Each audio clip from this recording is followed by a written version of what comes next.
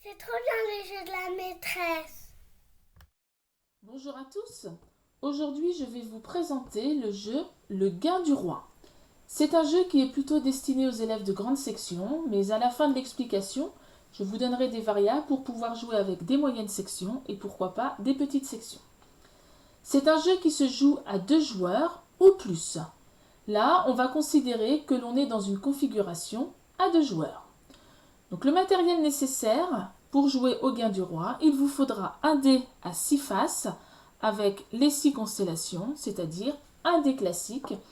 Il vous faudra également une réserve de jetons. Si vous n'avez pas de jetons, vous pouvez prendre des briques de jeux de construction, des petits bouts de papier, ce que vous avez à disposition. Le but du jeu, c'est d'être le joueur à avoir le plus de jetons à la fin de la partie.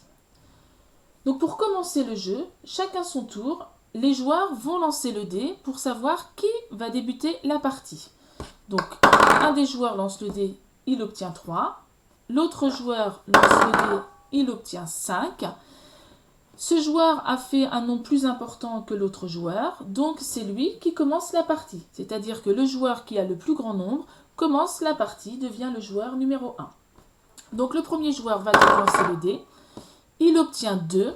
Donc il va prendre dans la réserve 2 jetons, c'est-à-dire on prend le nombre de jetons qui correspond au nombre de points indiqués sur le dé. Et il va venir mettre ces 2 jetons dans sa réserve personnelle. C'est ensuite au tour du joueur numéro 2 qui va lancer le 2. Il obtient 4, donc il va aller chercher dans la réserve 4 jetons qu'il va venir mettre dans sa réserve personnelle. Ensuite, c'est de nouveau au tour du joueur numéro 1 qui va relancer le dé. Cette fois-ci, il obtient 5. Donc, il va venir prendre dans la réserve commune 5 jetons qu'il va ensuite déposer dans sa réserve personnelle. C'est ensuite au tour du joueur numéro 2 qui lance le dé. Il obtient 3. Il va venir chercher 3 pions dans la réserve commune qu'il va venir ajouter à sa réserve personnelle. Donc on continue comme ça jusqu'à ce que chaque joueur ait lancé le dé 5 fois. Une fois que chaque joueur aura lancé 5 fois le dé, la partie sera terminée. Pour savoir qui est le gagnant, il va falloir que chacun compte les pions qu'il a dans sa réserve. Donc ici, imaginons que les 2 joueurs aient lancé chacun 5 fois le dé. Ils vont pouvoir compter les jetons. Donc le joueur numéro 1 avait 1, 2, 3, 4, 5, 6, 7 jetons. Et le joueur numéro 2 avait 1, 2, 3, 4, 5, 6, 7 jetons. Donc dans ce cas de figure, ils se partagent la victoire. Mais si par exemple le joueur ici avait 8 jetons, c'est lui qui aurait gagné la partie.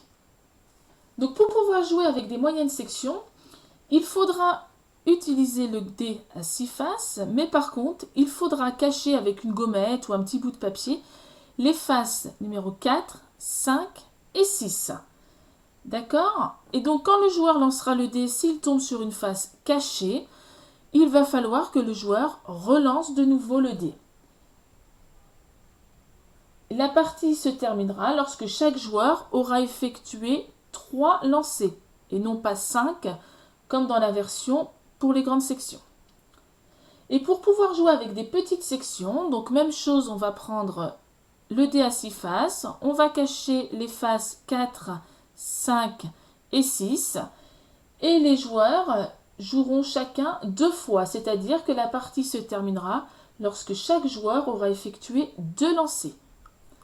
Voilà, j'espère que ces explications vous ont plu et je vous souhaite un bon jeu.